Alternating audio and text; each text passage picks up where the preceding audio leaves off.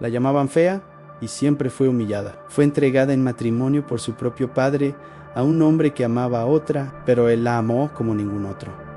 Y lo que nadie esperaba es el descubrimiento impresionante que lo cambió todo. Un pergamino antiguo, un secreto enterrado que reveló una traición familiar y la verdadera identidad de la mujer que, en silencio, se convirtió en la madre de una nación.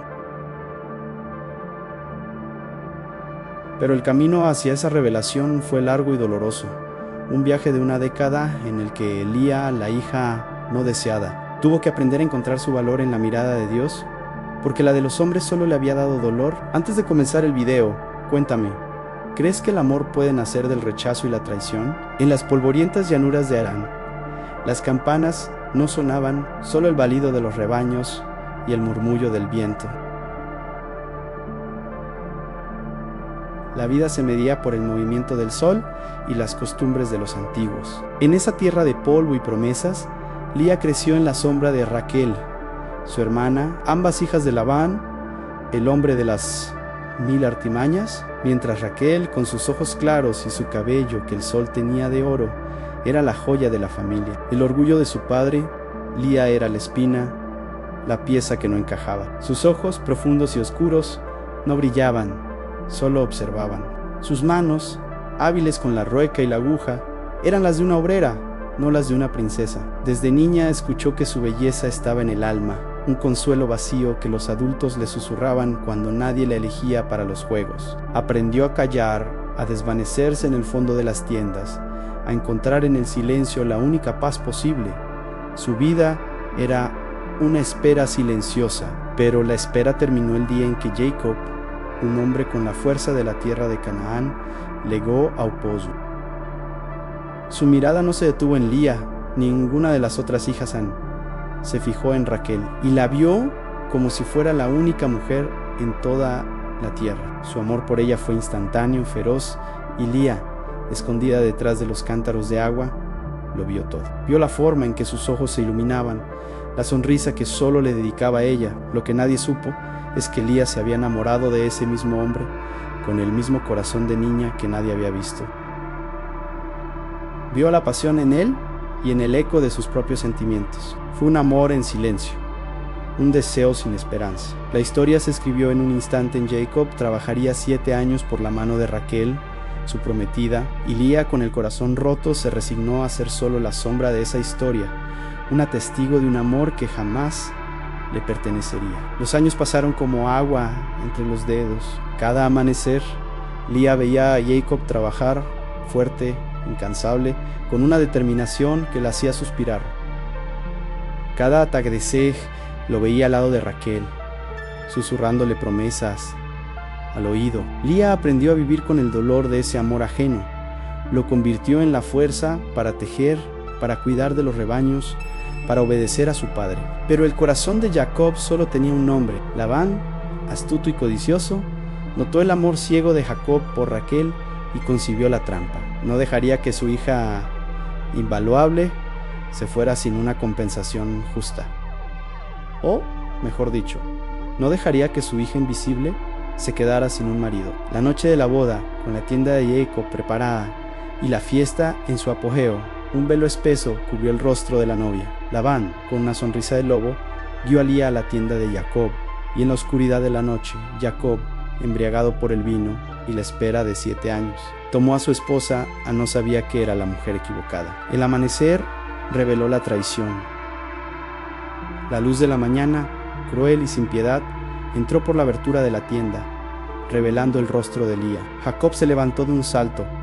El grito de su alma resonó en el silencio. Su furia no era por Lía, era por la mentira, por los 7 años robados. ¿Qué es esto que me has hecho?, gritó a Labán. He trabajado por Raquel, no por Lía. Pero Labán, con una calma helada, respondió: no se acostumbra en nuestro país dar a la menor antes que a la mayor.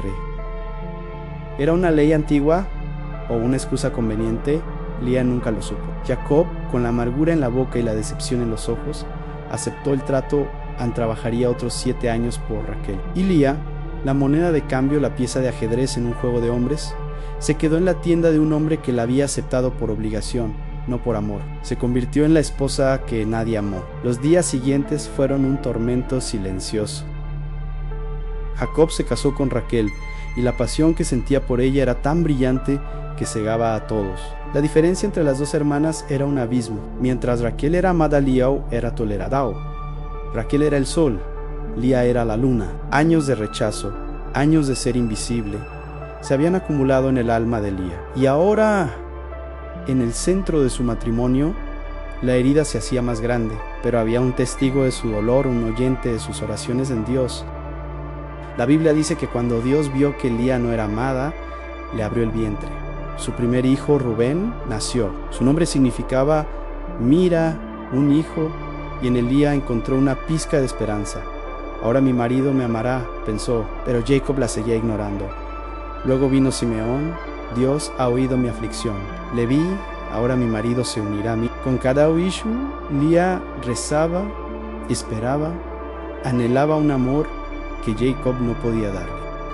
Y lo que es más importante, con cada Ishu, Lía aprendía a encontrar su propio valor, a construir su propia dignidad, en un mundo que solo la veía como una pieza de recambio. La rivalidad entre las hermanas se hizo cada vez más intensa, un drama familiar que se cocía a fuego lento en medio del campamento. Lía, aunque era la esposa legal y la madre de más hijos, se sentía constantemente en desventaja. La tienda de Raquel era el centro de atención, la de Lía, un refugio de silencio y consuelo en el que solo sus hijos le daban alegría. Raquel, consumida por la envidia al ver a Lía tener hijos, y ella no, le dijo a Jacob: dame hijos o me muero. En un intento por competir, le dio a su sierva Bila para que tuviera hijos con Jacob Andé. Esta unión nacieron Dan y Neftalí. Lía, al ver esto, no se quedó atrás, también entregó a su sierva Silpa, y nacieron Ged y Aser. La familia de Jacob se convirtió en un nido de complejas relaciones, donde la envidia, el dolor y el anhelo de ser la mujer más amada se mezclaban con las costumbres de su tiempo. En ese caos, Lía continuó su camino, firme, silenciosa. Su fe no se debilitó, se fortaleció. No buscaba un amor superficial, sino un reconocimiento, una validación, pero el universo tenía otros planes para ella. El tiempo siguió su curso. De la unión de Jacob y Lía nacieron 2 hijos más, Isacar y Zabulón. En el nombre de Zabulón, Lía encontró la resignación y una extraña paz. Ahora mi marido me honrará, porque le he dado 6 hijos, se dijo a sí misma. Y después de Zabulón, Lía tuvo una hija, a la que llamó Dinan con cada hijo. Lía sentía que su vida, que había comenzado con una traición, se llenaba de un propósito. El amor de Jacob seguía siendo de Raquel, pero los hijos de Lía eran su corona, su legado. La rivalidad entre las hermanas era como una tormenta silenciosa, llena de pequeños gestos de desprecio y competencia. El campamento de Jacob se hizo grande, la familia creció, los rebaños se multiplicaron, pero el corazón de Lía seguía anhelando algo más profundo que la simple maternidad. En medio de toda esa riqueza, ella seguía siendo la mujer que nadie miraba, pero lo que nadie sabía es que Lía guardaba un secreto enterrado que su propia madre había dejado atrás en un viejo baúl de madera. Una historia que cambiaría su vida. Un día, mientras organizaba la tienda, Lía tropezó con una caja de madera vieja. Estaba escondida en un rincón oscuro, polvorienta y olvidada.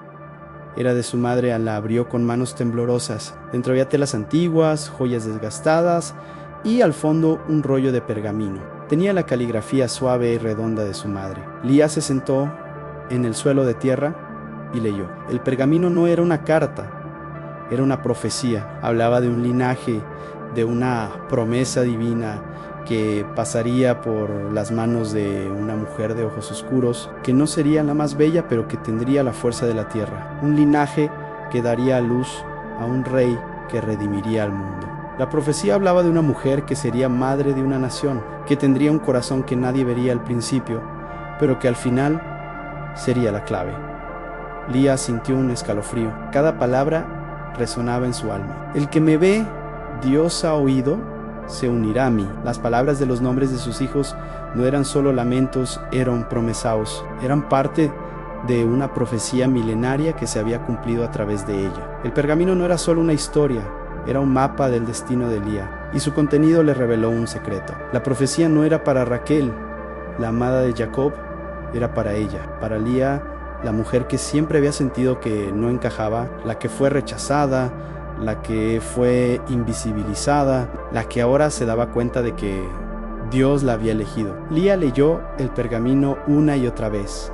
La luz de la verdad iluminó los rincones más oscuros de su alma. Comprendió que su padre, Labán, no la había entregado por desprecio, sino por una astucia que, sin saberlo, estaba cumpliendo un plan mayo Ere. Labán había traicionado a Jacob, pero el destino de Lía estaba escrito en las estrellas y no en la mirada de los hombres. Se levantó con la cabeza en alto, el corazón latiendo con una nueva fuerza. El dolor del rechazo no se había ido, pero ahora estaba envuelto en el manto de un propósito divino. Se dio cuenta de que no era una víctima, sino una pieza fundamental en la historia. Su destino, que siempre había creído que era el de ser la hermana fea, era en realidad ser la madre de la nación. Esa noche, Lía esperó a Jacob no para pedirle amor, sino para mostrarle la verdad. Cuando él entró a la tienda, ella le ofreció un plato de comida, pero sus ojos estaban fijos en él, y su mirada ya no era la de la mujer sumisa que Jacob había conocido. «Hay algo que debes saber», le dijo Lía, con una voz que sorprendió a ambos por su firmeza.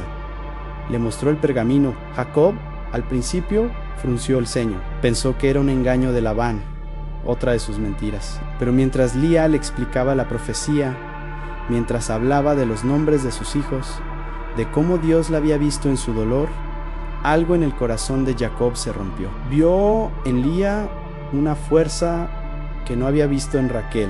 Vio una fe inquebrantable, una dignidad que había nacido de años de sufrimiento. Y en ese instante, por primera vez, Jacob vio a Lía de verdad, no como la hermana fea de su amada esposa, no como la mujer que Labán le había entregado en una noche oscura. La vio como la madre de sus hijos, como la mujer que Dios había elegido para ser la matriarca de la nación. Jacob se dio cuenta de que había estado ciego, y en ese momento, un amor nuevo y profundo, un amor de respeto, admiración y gratitud, nació en su corazón. Después de la revelación, la relación entre Lía y Jacob cambió por completo. La amargura de la traición seguía ahí, pero ahora estaba mezclada con una profunda admiración. Jacob, que había pasado 14 años con la cabeza en las nubes, obsesionado con la belleza de Raquel, ahora tenía los pies en la tierra. Veía en Lía la fuerza de la tierra, la solidez de una montaña. Comprendió que Dios había usado el dolor de Lía para construir algo indestructible, y aunque Raquel seguía siendo su amor pasional,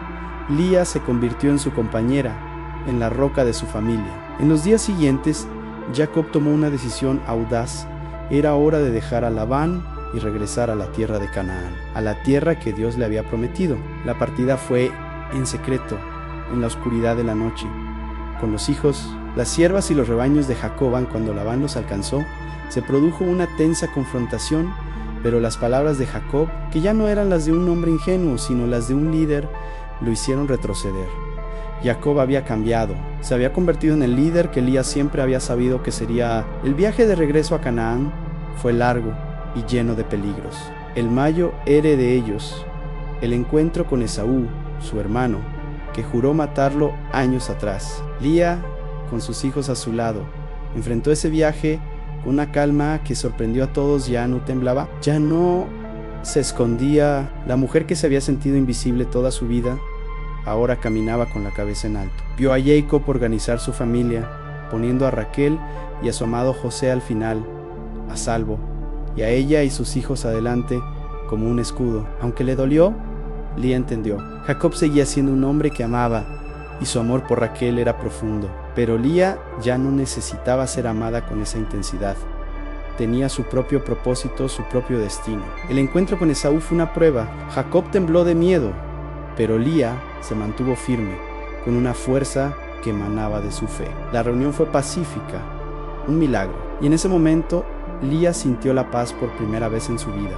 Había superado el rechazo, había enfrentado la traición y había llegado a la tierra prometida, no por ser la amada, sino por ser la fuerte. Después de muchos años, Raquel finalmente tuvo un hijo, José, el hijo de sus sueños, pero el dolor de dar a luz a su segundo hijo, Benjamín, le costó la vida. Lía sintió el vacío de la pérdida. A pesar de la rivalidad, la partida de Raquel fue un duro golpe para ella. Se dio cuenta de que su hermana, la amada, también había vivido una vida de dolor y anhelo. Con la muerte de Raquel, Lía se convirtió en la matriarca indiscutible de la familia. Se sentó en la tienda principal con la calma de una reina, guiando a sus hijos, aconsejando a su esposo y viviendo una vida de dignidad y paz. Jacob la honró. Comprendió que Dios la había bendecido no por su belleza, sino por la fuerza de su espíritu. Sus últimos años los pasó junto a Jacob, viendo crecer a sus hijos y a sus nietos. Murió en paz y Jacob la enterró en la cueva de Macpela junto a Abraham y Sara, e Isaac y Rebeca, reconociéndola como una de las madres de la nación, una de las matriarcas más importantes de su linaje. Su tumba no estaba junto a la de Raquel, la amada, sino que estaba en el lugar de honor, junto a la de los grandes. Muchos años después, el sol naciente teñía de dorado las llanuras de Canaán. Las risas de los niños se mezclaban con el balido de los rebaños y el murmullo de una historia que se había transmitido de generación en generación. Sentada en el centro de un círculo de niñas curiosas, con una mirada que mezclaba dulzura y firmeza, una joven llamada Ruth, bisnieta Giliau, abría un libro antiguo, con páginas amarillentas y una caligrafía que parecía danzar.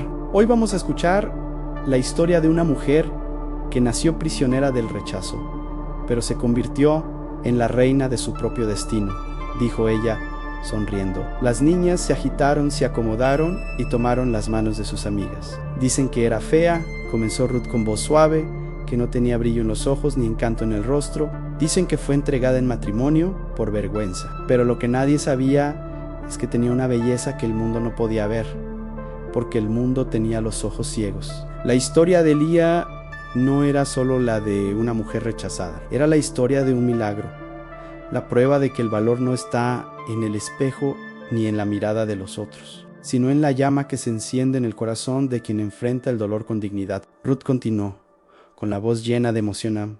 Fue llevada a un hogar que la ignoraba, pero allí, entre la soledad y la incomprensión, encontró a alguien que no miraba con los ojos, sino con el alma. Y fue ese alguien, Dios mismo, quien la ayudó a descubrir quién era realmente. Lo más hermoso de todo, dijo emocionada, es que ella no esperó ser salvada.